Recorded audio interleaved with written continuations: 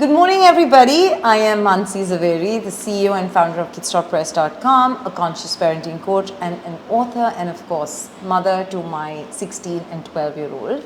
From the first diaper we use from day one, parents aspire for nothing but the best for their kids, and education obviously forms as a very, very intrinsic part of it.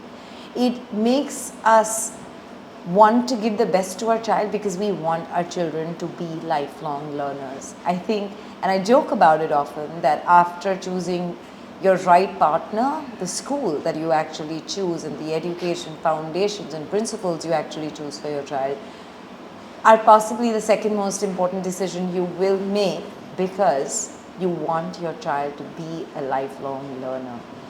Learning is one thing that should never stop. But what happens when you're actually choosing a school? How do you decide on a school? Just because everyone's going there? Just because it's the it thing? Is it the proximity? Is it the infrastructure? Is it the philosophy of learning that the school actually follows? The teachers? Everything is a decision that you must consider.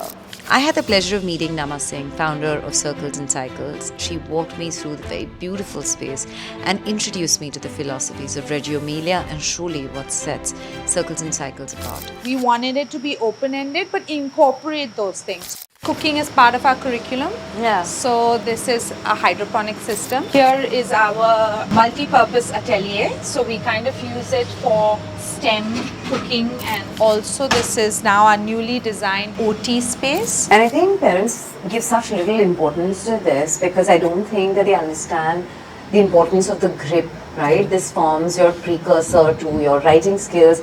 So the gross motor skills, this is slightly rough to help them have.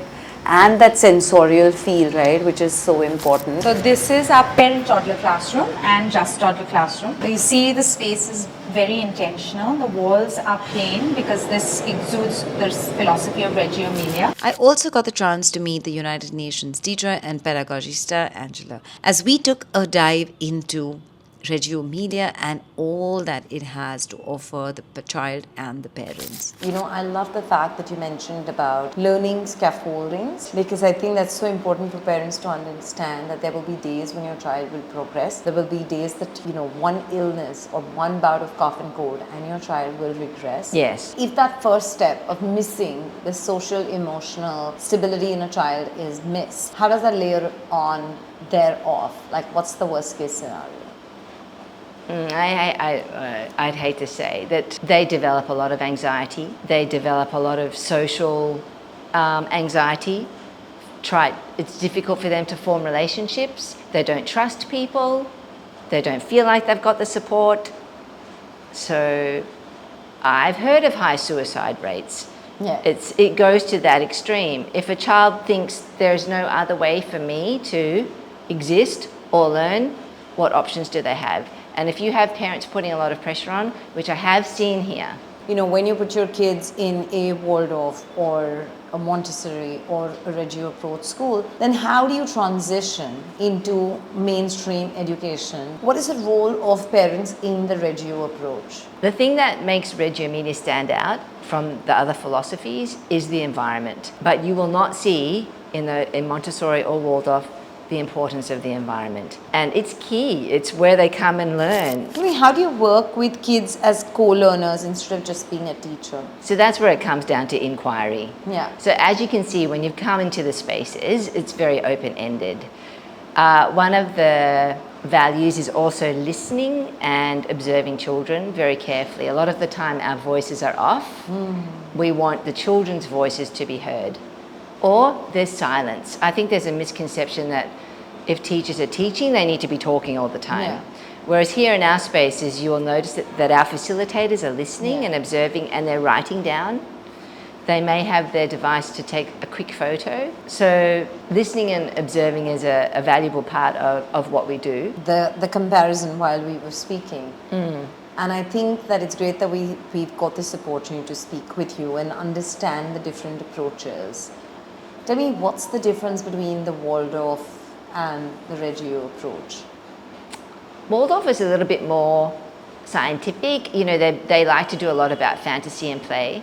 If you were to look at Waldorf, Montessori and Reggio, they were all created to invite children to experience peace within conflict, to be able to communicate and talk to each other, be aware of where you are in the world. So Montessori also is Italian, Reggio is from Italy. I think it's a quest to find a more meaningful approach for children. The thing that makes Reggio Emilia stand out from the other philosophies is the environment. If you were to compare, and we do that in our educator workshop, you will see a lot of commonalities with what we do, open-ended play, creativity, stories, but you will not see in Montessori or Waldorf the importance of the environment. And it's key, it's where they come and learn. The learning space supports what we value for children. So alongside what you see in Waldorf and Montessori, and resonating similarly to Reggio, the space is a huge add-on to that. So how would the space be different? By the intention that it's created. We don't just randomly set up provocations thinking children might enjoy snow.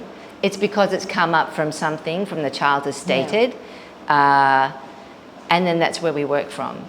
So the environment is not just something that's decoration, it's done with intention, it's done with meaning, and it's done with connecting to children. Between the PY and Playway versus Reggio, how would that be different? They're quite similar. Right. You know, I think it's just that children learn through play. I don't know what they value, but it's obviously they want children to learn and play, learn through fun. Maybe it's a mixture of structured and unstructured activities, so a means to an end. Ours are not activities. In Reggio, we talk more about exploration, provocation, provoking curiosity. Right. Where is this provocation going to take the children? Right. What are they going to share with us? Right. We're inviting children to state hypotheses. Oh, a caterpillar comes from an egg. And not giving them that answer. So how can we find out more? What could we do? So that's learning beside the child. So play is incorporated in everything we do, but we're just very intentional about it. Right. An approach that was developed soon after World War II, which was almost 50 years ago? Over 50 years. Over 50 years. How do you feel like it can still work with the 21st century kids where we're feeling like we're constantly being displaced by AI? How do you think it'll still be relevant? So Reggio Emilia is very much based on the relationships. Yes. It's based on the people. And even though AI is amazing, if you put in a question and ask, it's going to surf the net and find all the answers for you, but it won't give you the process of.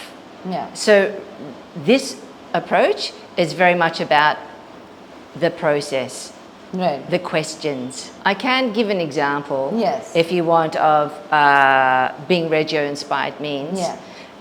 When I was teaching at ASB and I was teaching with an amazing visual arts person, we had created visual arts and music together, so visual arts and performing arts. We set up the space like you see here today. We had a grade 1 class come in.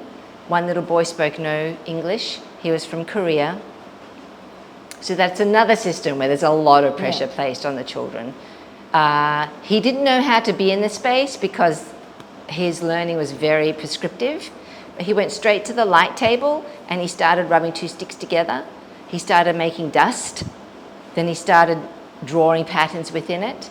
The children saw this, so consequently after sessions we brought out chalk pastels, broke the chalk pastels. The children said, we need to make a chalk factory. So then we took them into, the visual arts teacher said, we're going to start building buildings. What do we need? And then they said, no, a chalk city. What do you need in a city? So then they started saying, we need a bank, we need a school, we need a church, we need a swimming pool. So they started over the course of 3 months building these buildings, doing woodwork, working out what would you need to measure out on a map. So you're doing numeracy and literacy, you're still doing art, creative thought.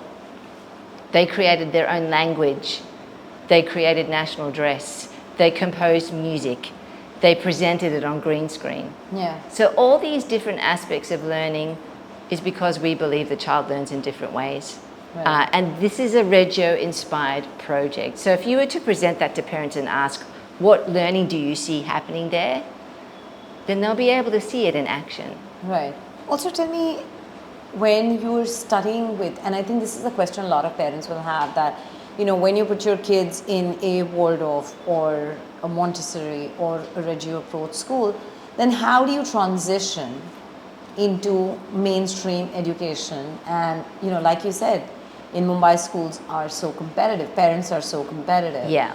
How do you see that child transitioning, especially someone who is quite socially and emotionally secure? So that's where my experience comes into play.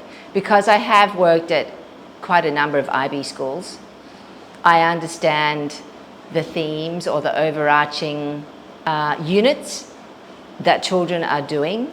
I'm still teaching at UNIS, and we have overarching units. So I bring that in to circles and cycles. It's not the same amount of depth as we would in elementary school, but parents and children start to hear a little bit of the language, and they understand that we are doing sharing the planet. And what does that mean? We're going to look at this sentence or this line of inquiry, which is PYP talk. And I think parents would like to know that, so that our preschool children are prepared for an IB school if they're to move into it, but also they've learnt in this way where they're valued and they're empowered. Right. Very interesting. And again, a need of the hour, which is our kids are constantly looking at screens, and it seems to be an obvious form of stimulation. How and what would you tell parents who are battling with screen time? And how, because one part of it is the school, but the same child is going back home and is stimulated in a very different way. So how would you help that parent? Yes, we don't use it here. We are very intentional with what we use, like maybe it's just a video that's projected from the laptop onto a projector, onto the wall, but children are not engaging with devices here. Even though we're taking photos of them, it's not like, here, have a look, and then they get to see it. It's just for our documentation purposes. There is no need. They have a plethora of experiences outside and will as they grow. In here, it's more like organic experiences with the materials that we send out, which is very much hands-on. No. My children cry for 2 years, 3 years straight because it is confined. It's a little box, and it's unfortunate that, you know, we don't have the space. But then when I found this, it was a gem, because physical development is so hugely part of mental development. It is a program that's fun, but it's looking at the child through the nervous system and their development, and it's all documented and it's all presented to you. Overall feel is nice and warm. I feel my kid will enjoy, especially the tree house. I think that is nice and adventurous for my son, and I think he's going to have fun. It is overall very well done, and it's very nice. Yeah, I like the approach how Angela spoke about. You know, it is going to have that whole curriculum, but it's going to be as per each child, so that that approach is biggest. You know, we want our kids to be comfortable. I was impressed by the flexible approach, which I think was highlighted in the open house. And Miss Angela very clearly stated that, we will design and go everything about it to your child, so that child focus is there. You're not you're not sticking to a curriculum, which many schools do, or what I've heard of. So that is something I'm keen on. After experiencing the place for myself, I say this with great confidence. This preschool will forge kids who are kind, empathetic, aware, confident, and all-rounders. I'm looking forward to what Circles and Cycles will grow to be, and I feel parents should come here and experience this philosophy for themselves. Before we conclude, love to know, what's your vision for Circles and Cycles? My vision is that we become a centre for excellence, that people can come to us and we can just have a conversation of what is it that you're thinking you would like to do for your child. Yeah. We have people coming from Ahmedabad. We have people coming who want to come from Goa. They want to understand what is it that we're doing that's a little bit different. And I embrace those people to come, because we get to share experiences that they've had. Yes. And we become like this ripple effect, like I mentioned before. We become a movement that creates change for younger children. Parenting tips, celebrity interviews, recipes, conversations with experts, DIYs, and lots more. Subscribe to Kids Talk Press now.